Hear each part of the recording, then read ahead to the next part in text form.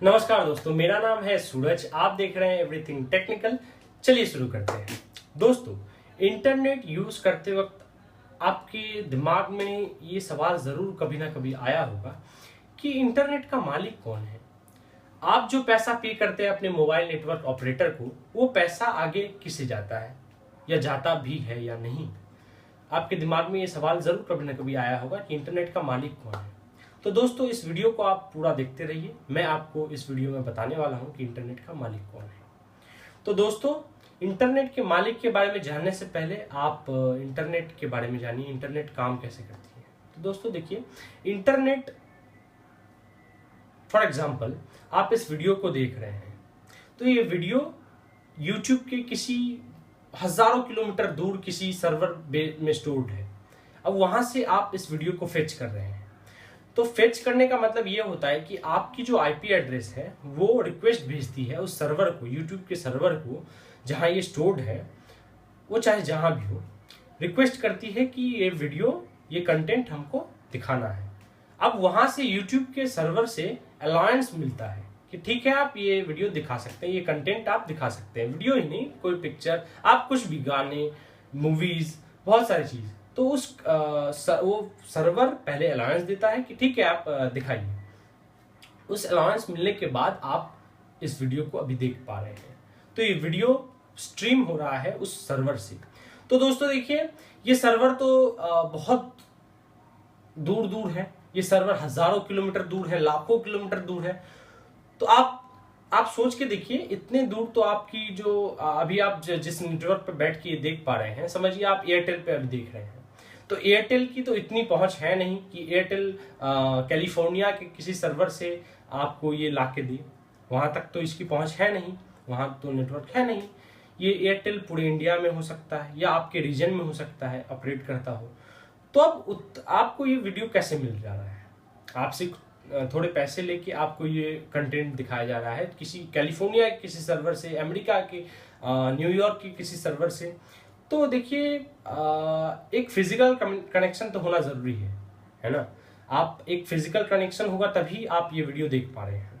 तो देखिए, हमने आईएसपीज को, इंटरनेट सर्विस प्रोवाइडर्स को 3 कैटेगरी में बांटा है: टीयर 1, टीयर 2, टीयर 3। अब देखिए, टीयर 1 कैटेगरी में वो कंपनीज आती हैं जिन्होंने समंदर के नीचे बहुत मोटे मोटे बड़े बड़े पाइप, लंबे लंबे पाइप, फाइबर ऑप्टिक केबल के पाइप बिछाए हैं समंदर के नीचे। समझ लीजिए, फॉर एग्जांपल दुबई से लेके मुंबई तक, मुंबई से लेके सिंगापुर तक, सिंगापुर से लेके बीजिंग तक। तो बहुत बड़े बड़े, बहुत पैसा खर्च होता है इस चीज में। तो बहुत बड़े बड़े ऑपरेटर्स जो हैं, जो बहुत बड़े हैं, जैसे आप फॉर एग्जांपल, मैं 2-3 एग्जांपल आपको दे सकता हूं। एनटीटी डोकोमो, ये जापान की बहुत बड़ी कंपनी है। जैसे एटीएनटी, अमेरिका की बहुत बड़ी कंपनी है। वेराइजन, अमेरिका की बहुत बड़ी कंपनी है। तो उन्होंने बहुत सारा पैसा लगा के ये ऐसा नेटवर्क एस्टेब्लिश किया है जिसकी मदद से आप किसी भी सर्वर, दुनिया के किसी भी सर्वर से की कोई भी चीज आप फेच कर सकते हैं, अगर वो इलीगल नहीं है तो, फेचेबल है तो देखिए, अब आप सोचते होंगे कि वो पैसा तो जरूर लेता होगा, फ्री का तो मिलता नहीं है। अब देखिए, समझिए आप एयरटेल यूज करते हैं, ठीक है। तो वो एयरटेल और एटीएनटी दोनों आपस में कोई एग्रीमेंट करता होगा।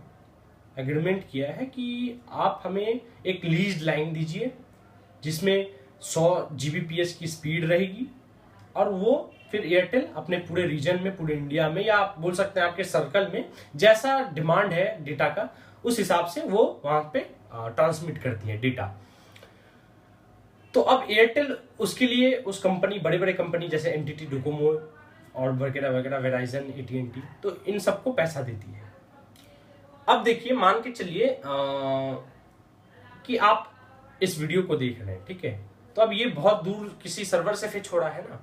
तो उस सर्वर से एनटीटी डोकोमो जो है वो अपना, वो सर्वर से, उस रिक्वेस्ट को अराइज करके अपने फाइबर ऑप्टिक केबल के थ्रू आपके फोन तक आपको पहुंचा रही है, ये कंटेंट आपको दिखा रही है। इसमें आपको तो फायदा हुआ। अब वो एयरटेल भी अपना फायदा रखेगी, उसके बाद उसमें से कुछ हिस्सा फिर देगी एनटीटी डोकोमो को। तो ऐसा बिल्कुल भी नहीं है, आप ये सोचते होंगे, लेकिन ऐसा बिल्कुल भी नहीं है। होता क्या है, एयरटेल एनटीटी डोकोमो के साथ एक करार करेगा, एक एग्रीमेंट करेगा कि भैया हम आपसे 200 GB डेटा लेंगे, आपको बदले में इतने रुपए देंगे। अब आप कंज्यूम करें या ना करें, वो पैसा तो आपको देना पड़ेगा, मतलब एयरटेल को वो पैसा देना पड़ेगा। इसीलिए आप देखते होंगे कि आपके जो डेटा रेट्स हैं वो बहुत ही हाई हैं। अभी जियो के आने के बाद ये बहुत लो हो गए हैं, वो अलग बात है, वो कंपटीशन है। अब देखिए, तो टीयर 1 में वो कंपनीज आती हैं जिन्होंने बड़े बड़े ऑप्टिक फाइबर ऑप्टिक केबल्स समंदर के नीचे बिछाए हुए हैं।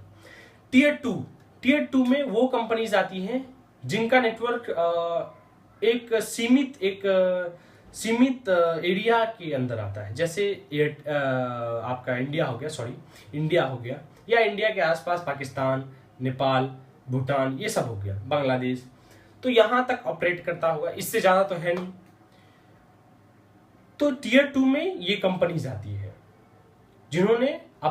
इन्होंने भी एयरटेल का भी अपना टाटा, एयरटेल, रिलायंस, अभी जियो आ गया है, इन लोगों का अपना भी एक फाइबर ऑप्टिक केबल का लाइन है जो एस्टेब्लिश्ड है, लेकिन एक सीमित रीजन के अंदर है।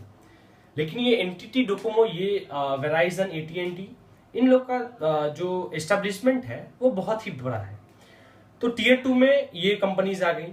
टीयर 3 में थर्ड पार्टी आईएसपीज आती हैं, जैसे कि आप मान के चलिए, जैसे हमारे यहाँ पे कोलकाता में, मैं कोलकाता में रहता हूँ, तो कोलकाता में मान के चलिए जैसे अलायंस ब्रॉडबैंड है, विस्नेट है, दिल्ली में स्पेक्ट्रा नेट है। तो ये सब तो छोटी छोटी आईएसपीज हैं। अब अलायंस ब्रॉडबैंड की तो इतनी पहुंच है नहीं कि वो किसी दूर बांग्लादेश के किसी सर्वर से लाके दे दे, दिल्ली के किसी सर्वर से लाके दे दे, क्योंकि वहां तो स्पेक्ट्रा नेट काम करता है, वहां ऑपरेट करता है। तो होता क्या है, अब ये आईएसपीज आपस में भी एक एग्रीमेंट करती है। जैसे समझिए टीयर 3 जो कंपनीज है वो टीयर 2 कंपनीज के साथ एग्रीमेंट करती है, और टीयर 2 कंपनीज जो है टीयर 1 कंपनीज के साथ एग्रीमेंट करती है कि हम आपसे इतना डेटा का ट्रांजैक्शन करेंगे, इसके बदले में हम आपको इतने रुपए देंगे। तो ऐसे ये पूरा नेटवर्क फैला हुआ है। ये बहुत ही वास्ट नेटवर्क है, बहुत ही बड़ा नेटवर्क है। इंटरनेट आप तो 100 रुपया देके इंटरनेट यूज कर सकते हैं, लेकिन इसके पीछे बहुत सारे चीज पहलू हैं जिन पे ये कंपनीज गौर करती हैं। तो इंटरनेट ऐसे ही काम करता है, और इंटरनेट का मालिक आप ये मान के चलिए, इंटरनेट का मालिक वही है जो टीयर 1 कंपनीज है, जिन्होंने बड़े बड़े फाइबर ऑप्टिक केबल्स समंदर के नीचे बिछा रखा है, जैसे कि एनटीटी डोकोमो, वेराइजन, एटीएनटी और भी बहुत सारे कंपनीज हैं। तो दोस्तों, मुझे उम्मीद है कि आप इस वीडियो में आप जान गए होंगे कि इंटरनेट का मालिक कौन है।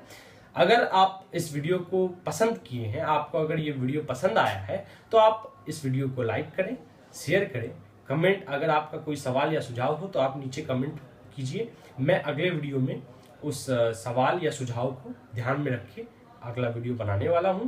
तो दोस्तों, तब तक के लिए इजाजत दीजिए। जय हिंद, वंदे मातरम।